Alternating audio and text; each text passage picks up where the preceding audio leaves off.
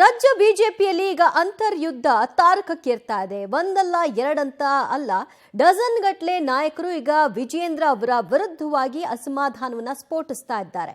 ಇಲ್ಲಿವರೆಗೂ ಯತ್ನಾಳ್ ಒಬ್ಬರೇ ಆಗಿದ್ರು, ಈಗ ಅವರ ಕೈ ಬಲಪಡಿಸ್ತಾ ಇದ್ದಾರಾ ಉಳಿದವರು.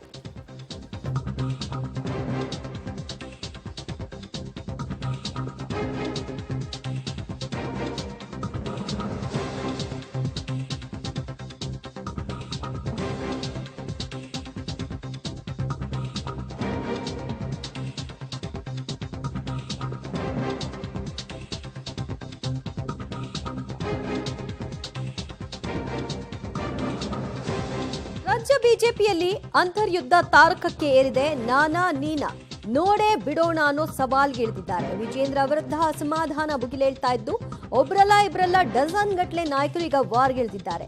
ಏಕಾಂಗಿಯಾಗಿದ್ದ ಯತ್ನಾಳ್ ಕೈ ಬಲಪಡಿಸಿದ್ದಾರೆ ಭಿನ್ನರ ಪಡೆ. ಭಿನ್ನರ ಸಾಲಿಗೆ ಈಗ ರಾಮುಲು ಸುಧಾಕರ್ ಕೂಡ ಸೇರ್ಪಡೆಗೊಂಡಂತಾಯ್ತು. ಡಿವೈವಿ ನಡೆ ಬಗ್ಗೆ ಈಗ ಹೈಕಮಾಂಡ್ ಮಟ್ಟದಲ್ಲಿ ಗೊಂದಲವೋ ಗೊಂದಲ. ಏನ್ ಮಾಡೋದು, ಏನ್ ನಿರ್ಧಾರ ತೆಗೆದುಕೊಳ್ಳೋದು, ಯಾವ ನಿರ್ಧಾರವನ್ನು ತೆಗೆದುಕೊಂಡ್ರೆ ಯಾವ ರೀತಿಯ ಅಸಮಾಧಾನ ಸ್ಫೋಟ ಆಗಬಹುದು, ಈ ರೀತಿಯ ಕ್ಯಾಲ್ಕುಲೇಷನ್ ಸದ್ಯ ಹೈಕಮಾಂಡ್ ಮಟ್ಟದಲ್ಲಿ ನಡೀತಾ ಇದೆ. ಈ ಮಧ್ಯೆ ಒಬ್ಬೊಬ್ಬರೇ ತಮ್ಮ ಅಸಮಾಧಾನವನ್ನ ಬಹಿರಂಗವಾಗಿ ವ್ಯಕ್ತಪಡಿಸ್ತಾ ಇದ್ದಾರೆ. ಅದರಲ್ಲೂ ಕೂಡ ವಿಜಯೇಂದ್ರ ಅವರ ವಿಷಯವಾಗಿ ಎಲ್ಲರೂ ಕೂಡ ಎದುರಾಗಿ ನಿಂತಿರೋ ಹಾಗೆ ಕಾಣಿಸ್ತಾ ಇದೆ. ನಿನ್ನೆ ಸುಧಾಕರ್ ಅವರು ಮುಂದುವರೆದಂತೆ ಯಾರ್ಯಾರು ಈ ರೀತಿ ತಟಸ್ಥರಾಗಿದ್ರು ಅವರೆಲ್ಲ ಯಾವ ರೀತಿ ವ್ಯಕ್ತಪಡಿಸ್ತಾರೆ ಕಾದು ನೋಡಬೇಕು. ಸದ್ಯ ರಾಜ್ಯ ಬಿಜೆಪಿಯಲ್ಲಿ ಒಡೆದ ಮನೆ ಆಗಿರುವುದಂತೂ ಸುಳ್ಳಲ್ಲ. ಹಲವಾರು ಮಂದಿ ಕಾರಣಗಳನ್ನ ಇಟ್ಕೊಂಡು ಅಸಮಾಧಾನವನ್ನ ವ್ಯಕ್ತಪಡಿಸ್ತಾ ಇದ್ದಾರೆ. ವಿಜಯೇಂದ್ರ ಮಾಡಿದ ತಪ್ಪುಗಳೇನು ಹಾಗಾದ್ರೆ? ಕಿರಿಯರ ಸಮಾನ ಮನಸ್ಕರ ವಿಶ್ವಾಸವನ್ನ ಗಳಿಸೋದು ಅವರು ಪ್ರಯತ್ನವನ್ನ ನಡೆಸಿಲ್ಲ, ವಿಫಲರಾಗಿದ್ದಾರೆ. ತಮ್ಮ ಸುತ್ತ ಹೊಗಳು ಭಟ್ಟರನ್ನೇ ಅವರು ಇಟ್ಕೊಂಡಿದ್ದಾರೆ. ಹಿರಿಯರ ಸಲಹೆ ಪಡೆದು ಮುನ್ನಡೆಯುವಲ್ಲಿ ಅವರು ವಿಫಲರಾಗಿದ್ದಾರೆ ಅನ್ನುವಂತಹ ವಿಚಾರಗಳು ಸದ್ಯ ಬಿಜೆಪಿ ಪಾಳ್ಯದಲ್ಲಿ, ಅದರಲ್ಲೂ ಕೂಡ ಅಸಮಾಧಾನಿತರಿಂದ ಬರ್ತಾ ಇರುವಂತಹ ಮಾತುಗಳು. ರಾಮುಲು ಅವರು ಕೋರ್ ಕಮಿಟಿ ಸಭೆಯಲ್ಲಿ ಬಹಿರಂಗವಾಗಿಯೇ ನನ್ನ ವಿರುದ್ಧ ಮಾತನಾಡಿದ್ರು ಕೂಡ ವಿಜಯೇಂದ್ರ ಅವರು ನನ್ನ ರಕ್ಷಣೆಗೆ ಬರಲಿಲ್ಲ, ಒಬ್ಬ ರಾಜ್ಯಾಧ್ಯಕ್ಷರಾಗಿ ನಿಲ್ಲಿಲ್ಲ ಅಂತ ಅವರು ಅಸಮಾಧಾನಗೊಂಡ್ರು. ಯಾರ ಸಂಪರ್ಕಕ್ಕೂ ಸಿಗ್ತಾ ಇಲ್ಲ. ಈ ಮಧ್ಯೆ ನಿನ್ನೆ ಸುಧಾಕರ್ ಅವರು ಜಿಲ್ಲಾಧ್ಯಕ್ಷರ ಆಯ್ಕೆ ವಿಚಾರದಲ್ಲಿ ಏಕಪಕ್ಷೀಯ ನಿರ್ಧಾರ ತೆಗೆದುಕೊಳ್ತಾ ಇದ್ದಾರೆ. ಪಕ್ಷ ತನ್ನ ಕಂಟ್ರೋಲ್ ಇದೆ ಅನ್ನುವಂಥ ರೀತಿಯಲ್ಲಿ ವಿಜಯೇಂದ್ರ ಅವರು ನಡ್ಕೊಳ್ತಾ ಇದ್ದಾರೆ.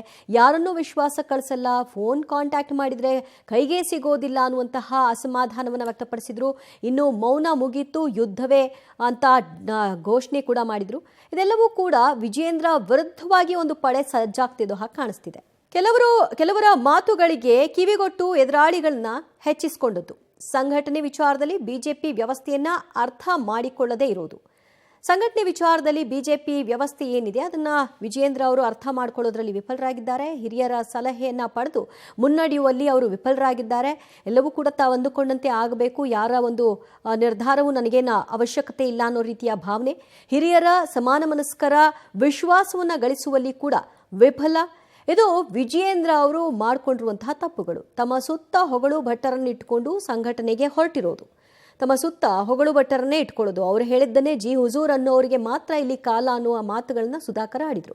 ಪದಾಧಿಕಾರಿ ಪ್ರಧಾನ ಕಾರ್ಯದರ್ಶಿಗಳ ನೇಮಕದಲ್ಲೂ ಕೂಡ ಆಪ್ತರಿಗೆ ಮಣೆ ಹಾಕಿದ್ದಾರೆ ವಿನಃ ಪಕ್ಷಕ್ಕೆ ಬೇಕಾದವರು ಮತ್ತು ಆಯಾ ಜಿಲ್ಲೆಗಳಲ್ಲಿ ಪಕ್ಷವನ್ನು ಬಲವರ್ಧನೆ ಮಾಡುವಂಥವ್ರನ್ನ ಆಯ್ಕೆ ಮಾಡೋದ್ರಲ್ಲಿ ವಿಫಲರಾಗಿದ್ದಾರೆ. ಇದು ಏಕಚಕ್ರಾಧಿಪತ್ಯ, ಎಲ್ಲದರಲ್ಲೂ ಕೂಡ ಏಕಪಕ್ಷೀಯ ನಿರ್ಧಾರವನ್ನು ಅವರು ತೆಗೆದುಕೊಳ್ತಾ ಇದ್ದಾರೆ. ಕಂಪ್ಲೀಟ್ ಕಂಟ್ರೋಲ್ ಅವರ ಅಂಡರಲ್ಲಿ ಇದೆ ಅನ್ನೋ ರೀತಿಯ ಭಾವನೆಯನ್ನು ವ್ಯಕ್ತಪಡಿಸ್ತಾ ಇದ್ದಾರೆ. ರಾಜ್ಯಾಧ್ಯಕ್ಷ ಎಂಬುದನ್ನು ಮರೆತು ನಾಯಕರನ್ನ ಅವರು ನಡೆಸ್ಕೊಳ್ತಾ ಇದ್ದಾರೆ. ರಾಜ್ಯಾಧ್ಯಕ್ಷ ಅಂದರೆ ಎಲ್ಲರನ್ನೂ ಕೂಡ ವಿಶ್ವಾಸಕ್ಕೆ ತೆಗೆದುಕೊಂಡು ಹೋಗಬೇಕು. ಆದರೆ ಇವರ ಎದುರಿಗೆ ಯಾರೂ ಕೂಡ ಧ್ವನಿ ಎತ್ತೋ ಹಾಗಿಲ್ಲ, ಇವರಿಗಿಂತ ಯಾರಾದರೂ ಸುಪೀರಿಯರ್ ಆಗಿರೋ ಹಾಗಿಲ್ಲ ಅನ್ನೋ ಭಾವನೆ ಅವರು ತೋರಿಸ್ತಾ ಇರೋದ್ರ ಪರಿಣಾಮ ಅಂತ ಆಕ್ರೋಶಗೊಂಡಿದ್ದಾರೆ. ನನಗೂ ಕೂಡ ಸಮಾಧಾನದ ಒಂದು ಇದು ಮುಗಿದೋಯ್ತು. ಈಗ ಇನ್ನು ಯುದ್ಧ, ಇನ್ನು ನನ್ನ ಊರಿನಲ್ಲಿ ನನ್ನ ಜಿಲ್ಲೆಯಲ್ಲೇ ನೀವು ಸಮಾಧಿ ಕಟ್ಟಕ್ಕೆ ಹೋದ್ಮೇಲೆ ಇನ್ನು ನಾವು ನೋಡ್ಕೊಂಡು ಏನು ಮಾಡಬೇಕಾಗ್ತದೆ? ಕಟ್ಸ್ಕೋಬೇಕಾ ಸಮಾಧಿನ? ನಮ್ಮ ಮೇಲೆ ಎಷ್ಟೋ ಜನರು ಕಟ್ಟಿ ಬೆಳೆಸಿರ್ತಕ್ಕಂಥ ಪಕ್ಷನ ಅವನತಿಗೆ ತರ್ಕೊಂಡು ಹೋಗುವಂಥ ಕೆಲಸ ಮಾಡ್ತಾ ಇದ್ದಾರೆ. ನೋಡೋಣ ಯಾವ ಧೈರ್ಯದ ಮೇಲೆ ಮಾಡ್ತಾ ಇದ್ದಾರೆ, ಯಾವ ಧೈರ್ಯದ ಮೇಲೆ ಮುಂದೆ ಪಕ್ಷ ಕಟ್ತಾರೆ ನೋಡೋಣ. ಇವರೊಬ್ಬ MP ಆಗಿ ಒಂದು ಜಿಲ್ಲಾಧ್ಯಕ್ಷರು ಮಾಡ್ಸೋಕ್ಕಾಗಲ್ಲ ಅಂದರೆ ನಾವು ಹೇಗೆ ರಾಜಕಾರಣ ಮಾಡಬೇಕು? ಸೌಜನ್ಯಕ್ಕೆ ಕೂಡ ಅವ್ರು ನನ್ನ ಜೊತೆ ಚರ್ಚೆ ಮಾಡಿಲ್ಲ ಇಲ್ಲಿವರೆಗೂ. ಮೊನಾರ್ಕ ನೀವು? ಏಕಚಕ್ರಾಧಿಪತ್ಯನ? ನಿಮ್ಮ ಆಸ್ತಿನ ಇದು BJP? ನಿಮ್ಮ ಸ್ವಂತ ಆಸ್ತಿನ? ಬನ್ನಿ ಬನ್ನಿ ನೋಡೋಣ. ಚಿಕ್ಕಬಳ್ಳಾಪುರ, ಕೋಲಾರ, ಬೆಂಗಳೂರು ಗ್ರಾಮಾಂತರದಲ್ಲಿ ಒಂದು ಸೀಟ್ ಗೆಲ್ಲಿ ನೋಡೋಣ. ಚಾಲೆಂಜ್ ಮಾಡ್ತೀನಿ, ಒಂದು ಸೀಟ್ ಗೆಲ್ಲಿ ನೀವು ನೋಡೋಣ ನಿಮ್ಮ ನಾಯಕತ್ವದಲ್ಲಿ. ನೋಡೋಣ, ಈಗ ನಮ್ಮೆಲ್ಲ ಮುಖಂಡರುಗಳು ಸೇರಿ ಎಲ್ಲ ಮಾತನಾಡಿ ಮುಂದೆ ಏನು ಮಾಡಬೇಕು ಅಂತ ತೀರ್ಮಾನವನ್ನು ಮಾಡ್ತೀವಿ. ಆದರೆ ಪಕ್ಷ ಏನು ತೀರ್ಮಾನ ಮಾಡಿದೆ ಜಿಲ್ಲಾ ಮಟ್ಟದಲ್ಲಿ ಅದಕ್ಕೆ ಕೇಂದ್ರದಿಂದ ಸಮ್ಮತಿನೂ ಕೂಡ ಸಿಕ್ಕಿದೆ. ಅದನ್ನು ನಂದು ಯಾವುದೇ ರೀತಿ ನನ್ನ ಮೂಗು ತೋರ್ಸಕ್ಕಂಥ ಕೆಲಸ ಆಗಿಲ್ಲ. ಹಾಗಾಗಿ ಈ ರೀತಿ ಹೇಳಿಕೆಗಳನ್ನು ಕೊಡ್ತಕ್ಕಂಥದ್ದು ಖಂಡಿತ ಇದು ಪಕ್ಷಕ್ಕೂ ಕೂಡ ಗೌರವ ತಂದುಕೊಡೋದಿಲ್ಲ, ಅವರು ಕೂಡ ಗೌರವ ತಂದುಕೊಡೋದಿಲ್ಲ. ಹಾಗಾಗಿ ಅವ್ರು ಏನು ವಿಜಯೇಂದ್ರ ತಿದ್ಕೋಬೇಕು ಅಂತ ಹೇಳಿದ್ದಾರೆ, ನಾನು ಆ ಥರ ಏನು ತಿದ್ಕೋಬೇಕು ಅಂತ ಅವ್ರ ಅಪೇಕ್ಷೆ ಇದೆ, ಅವರೆಲ್ಲ ಬೇರೆ ಎಲ್ಲರೂ ಅಪೇಕ್ಷೆ ಇದೆ. ನನ್ನ ತಿದ್ಕೊಳ್ತಕ್ಕಂಥ ಇದು ನಾನು ಕೂಡ ಅದನ್ನು ಮಾಡ್ತೇನೆ. ಸುಧಾಕರ್ ಅವ್ರನ್ನ ಕೂಡ ಭೇಟಿ ಮಾಡ್ತೇನೆ. ಅವ್ರು ಯಾವ ರೀತಿ ನಾನು ತಿದ್ಕೋಬೇಕು ಅಂತೇಳಿ ಪಾಪ ಅವ್ರ ಅಪೇಕ್ಷೆ ಇದೆ, ಅದ್ರ ಪ್ರಕಾರ ನಾನು ಕೂಡ ತಿದ್ಕೊಳ್ತೇನೆ. ಮುಗೀತು, ಇನ್ಮೇಲೆ ಯುದ್ಧ ಅಷ್ಟೇ, ಆ ರೀತಿ ಮಾತನಾಡಬಾರ್ದು. ನಾನು ಹೇಳಿದ್ನಲ್ಲ, ನಾನೊಬ್ಬ ರಾಜ್ಯದ ಅಧ್ಯಕ್ಷ, ಇದೇನು ಮಂತ್ರಿ ಸ್ಥಾನ ಅಲ್ಲ. ನಾನು ಮನೆ ಮಾಟ ಬಿಟ್ಟು ಕೆಲಸ ಮಾಡ್ತಾ ಇದ್ದೇನೆ, ಪಕ್ಷ ಸಂಘಟನೆ ಮಾಡ್ತಾ ಇದ್ದೇನೆ. ಇದು ಪಕ್ಷ ಅವ್ರ ಸ್ವತ್ತು ಅಲ್ಲ, ನನ್ನ ಸ್ವತ್ತು ಅಲ್ಲ. ಲಕ್ಷಾಂತರ ಕಾರ್ಯಕರ್ತರು ಪಕ್ಷಕ್ಕೋಸ್ಕರ ದುಡಿತಾ ಇದ್ದಾರೆ. ಹಾಗಾಗಿ ಇದು ಪಕ್ಷ ನನ್ನ ಸ್ವತ್ತು. ನಾನು ಮುಂದೆ ಮುಖ್ಯಮಂತ್ರಿ ಆಗಬೇಕು, ಇದನ್ನು ಕಣ್ಮುಂದೆ ಇಟ್ಕೊಂಡು ಪಕ್ಷ ಸಂಘಟನೆ ಮಾಡ್ತಾ ಇಲ್ಲ. ನಾವು ಇವ ಚಡ್ಡಿ ಹಾಕೋ ಮುಂದೆ ನಾವು ಪಕ್ಷ ಜಿಲ್ಲಾಧ್ಯಕ್ಷ ಆಗಿ, ರಾಜ್ಯ ಉಪಾಧ್ಯಕ್ಷ ಆಗಿ, ಕೋರ್ ಕಮಿಟಿ ಸದಸ್ಯರೇ ಕೆಲಸ ಮಾಡಿ ನಾವೆಲ್ಲ. ಬೊಮ್ಮಾಯರಾಗಲಿ, ಆರ್ ಅಶೋಕ್ ಆಗಲಿ, ಯತ್ನಾಳಾಗಲಿ, ಯಡಿಯೂರಪ್ಪ ಒಬ್ಬರೇ ಪಾರ್ಟಿ ಕಟ್ಟು ಅಧ್ಯಕ್ಷ ಆಗಲಿಲ್ಲ, ಮುಖ್ಯಮಂತ್ರಿ ಆಗಲಿಲ್ಲ. ನಾವೆಲ್ಲ ದುಡಿಮೆ ಇದೆ. ಈ ಬಚ್ಚನಿಂದ ಏನು ಕಲಿಬೇಕಾಗಿಲ್ಲ ನಾವು. ನಿಮ್ಮ ಅಪ್ಪನ ಅಂಜಿಸಿರ್ಬೋದು, ಎಲ್ಲರನ್ನೂ ಅಂಜಿಸ್ಲಿಕ್ಕೆ ಆಗೋದಿಲ್ಲ ಕರ್ನಾಟಕದಲ್ಲಿ. ಎಲ್ಲರಿಗೂ ಭಯದ ವಾತಾವರಣ ನಿಮ್ಮ ಅಪ್ಪಗೆ ನಿಮ್ಮ ಮನೆಯಾಗ ಮಾಡಿರ್ಬೋದು, ನಮಗಲ್ಲ. ತಯಾರಿದ್ದೀವಿ ನಾವು, ಸತ್ಯದ ಪರವಾಗಿ ನಿಲ್ತೀವಿ. ನೋಡೋಣ, ಇದಕ್ಕೆ ಉತ್ತರನೂ ಹೈಕಮಾಂಡು ಹೇಳಬೇಕಾಗ್ತದೆ. ಸುಮ್ಮನೆ ಏನೋ ಸುಮ್ಮನೆ ಚುನಾವಣೆ ಅನ್ನೋಂಥ ಪ್ರಕ್ರಿಯೆ ಮಾಡಿ ನಾವು ವಿಜಯೇಂದ್ರ ಭಾಳ ಜನಪ್ರಿಯ, ಬಹುತ್ ಪರಿಶ್ರಮಿ ತಿಂದಕೊಬ್ಬ ಅರುಣ್ ಸಿಂಗ್ ಇದ್ದ, ಇದನ್ನು ಹೇಳ್ತಿದ್ದೆ ಕತೆ.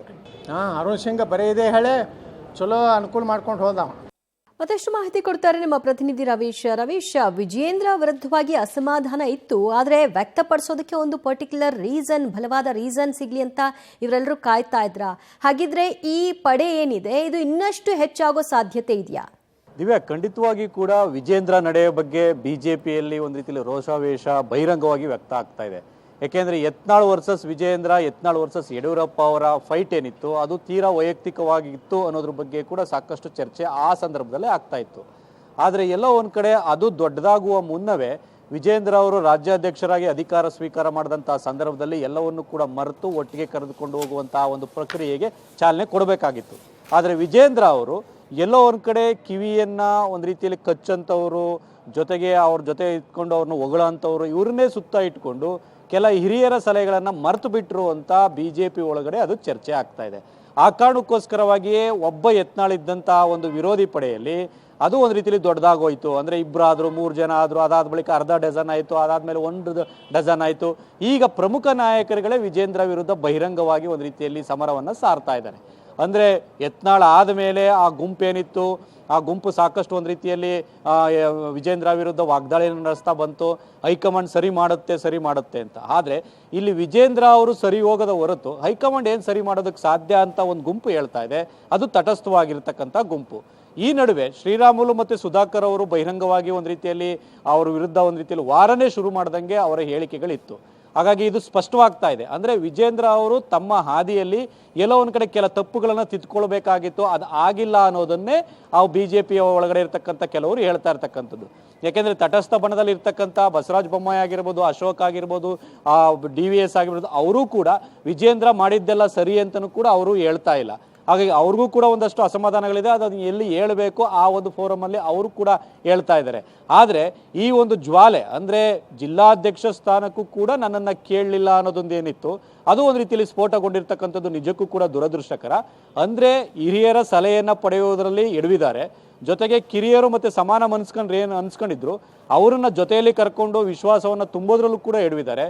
ಕೇವಲ ಆಪ್ತರನ್ನಷ್ಟೇ ಒಂದು ರೀತಿಯಲ್ಲಿ ಅವರ ಸುತ್ತ ಸಂಘಟನೆಯ ಸುತ್ತ ಬಿಟ್ಕೊಂಡು ಅವರಿಂದನೇ ಬೇರೆ ಬೇರೆ ರೀತಿಯ ಹೊಗಳಿಕೆಯನ್ನು ಕೂಡ ಒಂದು ರೀತಿಯಲ್ಲಿ ಮೈಗೊಚ್ಚಿಕೊಂಡು ಈ ಸಂಘಟನೆಯನ್ನು ಮಾಡ್ತಾ ಇರ್ತಕ್ಕಂಥದ್ದೇ ವಿಜೇಂದ್ರ ಅವರ ಈ ವಿರೋಧಿ ಪಡೆ ಹೆಚ್ಚಾಗೋದಕ್ಕೆ ಕಾರಣ ಅನ್ನೋದು ಕೂಡ ಸ್ಪಷ್ಟವಾಗ್ತಾ ಇದೆ. ಈ ಬೆಳವಣಿಗೆಗಳ ಹಿನ್ನೆಲೆಯಲ್ಲಿ ಬಿಜೆಪಿ ಹೈಕಮಾಂಡ್ ಕೂಡ ಒಂದು ರೀತಿಯಲ್ಲಿ ಗೊಂದಲಕ್ಕೀಡಾಗಿದೆ. ಅಂದರೆ ಇದನ್ನ ಆರಂಭದಲ್ಲಿ ನಾವು ಸರಿಪಡಿಸಬೇಕಾಗಿತ್ತು, ವಿಜೇಂದ್ರ ಅವರಿಗೆ ಬುದ್ಧಿ ಹೇಳಿ ಎಲ್ಲರನ್ನೂ ಕೂಡ ಸರಿದಾರಿಗೆ ತೆಗೆದುಕೊಂಡು ಹೋಗಬೇಕಾಗಿತ್ತು ಅಂತ ಕೆಲವ್ರಿಗೆ ಅನಿಸಿದೆ ಅಂತ ಕೆಲ ಸೀನಿಯರ್ಸೇ ಹೇಳ್ತಾ ಇದ್ದಾರೆ. ಆದರೆ ಯಾರೂ ಕೂಡ ಬಹಿರಂಗವಾಗಿ ಹೇಳ್ತಾ ಇಲ್ಲ. ಹಾಗಾಗಿ ಅವರ ಪಡೆ ಜಾಸ್ತಿ ಆದಷ್ಟು ಬಿಜೆಪಿಯ ಹೈಕಮಾಂಡ್ಗೆ ಧರ್ಮ ಸಂಕಟ ಆಗಿದೆ. ಹಾಗಾಗಿ ಇದಕ್ಕೆ ಸೊಲ್ಯೂಷನ್ ಏನು ಅನ್ನೋ ಗೊಂದಲದಲ್ಲೂ ಕೂಡ ಇರ್ತಕ್ಕಂಥದ್ದು. ಒಟ್ಟಾರೆಯಾಗಿ ಬಿಜೆಪಿಯಲ್ಲಿ ರಾಜ್ಯಾಧ್ಯಕ್ಷರ ತಪ್ಪುಗಳೇನಿದೆ ಆ ತಪ್ಪುಗಳ ಪಟ್ಟಿಯನ್ನೇ ಹೈಕಮಾಂಡ್ ಮುಂದೆ ಕೆಲವರು ಇಟ್ಟಿರ್ತಕ್ಕಂಥದ್ದು. ಇದನ್ನು ಯಾವ ರೀತಿ ಸರಿಪಡಿಸ್ತಾರೆ ಅನ್ನೋದು ಕೂಡ ಕಾದು ನೋಡಬೇಕಾಗತ್ತೆ. ಯಾಕೆಂದರೆ ಆ ಸಂಪರ್ಕ ಏನಿದೆ, ಅಂದರೆ ರಾಜ್ಯಾಧ್ಯಕ್ಷರಾದಂಥವ್ರು ಯಾವುದೇ ಒಬ್ಬ ಮುನ್ಸ್ಕೊಂಡ್ರು ಕೂಡ ಅವನ ಜೊತೆ ಹಳೆದನ್ನೆಲ್ಲ ಮರೆತು ಅವ್ರನ್ನ ಜೊತೆಯಾಗಿ ಕರೆದುಕೊಂಡು ಹೋಗುವಂಥದ್ದು ಲಕ್ಷಣ ಒಬ್ಬ ಕ್ಯಾಪ್ಟನ್ ಆಗಿರ್ತಕ್ಕಂಥವನ ಲಕ್ಷಣ, ಲೀಡರ್ ಅನ್ನಿಸ್ಕೊಳ್ಳೋದೇ ಆ ಕಾರಣಕ್ಕೋಸ್ಕರವಾಗಿ. ಹಾಗಾಗಿ ಅದನ್ನು ಮರೆತು ಮುನ್ನಡೆದಿದ್ದಾರೆ. ಇದಕ್ಕೆಲ್ಲವೂ ಕೂಡ ಅದೇ ಕಾರಣ ಅನ್ನೋದ್ರ ಬಗ್ಗೆ ಕೂಡ ಬಿಜೆಪಿ ವಲಯದಲ್ಲಿ ಅಸಮಾಧಾನ ವ್ಯಕ್ತ ಆಗ್ತಾ ಇರ್ತಕ್ಕಂಥದ್ದು. ಹಾಗಾಗಿ ಈ ಸ್ಫೋಟನ ಎಷ್ಟರ ಮಟ್ಟಿಗೆ ತಿಳಿಗೊಳಿಸುತ್ತೆ ಹೈಕಮಾಂಡ್, ಮತ್ತು ವಿಜೇಂದ್ರ ಅವರು ತಪ್ಪುಗಳನ್ನು ಸರಿ ಮಾಡ್ಕೊಂಡು ಹೋಗ್ತಾರೋ ಅಥವಾ ಇಲ್ವೋ, ಮತ್ತು ವಿಜೇಂದ್ರ ಹಠಾವು ಅನ್ನೋದೇನು ಒಂದು ದೊಡ್ಡ ಕೂಗಿದೆ, ಈ ಕೂಗಿಗೆ ಬಿಜೆಪಿ ಹೈಕಮಾಂಡ್ ಹೇಗೆ ಸ್ಪಂದಿಸುತ್ತೆ ಕಾದು ನೋಡಬೇಕು. ದಿವ್ಯಾ, ಥ್ಯಾಂಕ್ ಯು ರವೀಶ್ ನಿಮ್ಮೆಲ್ಲ ಮಾಹಿತಿಗೆ.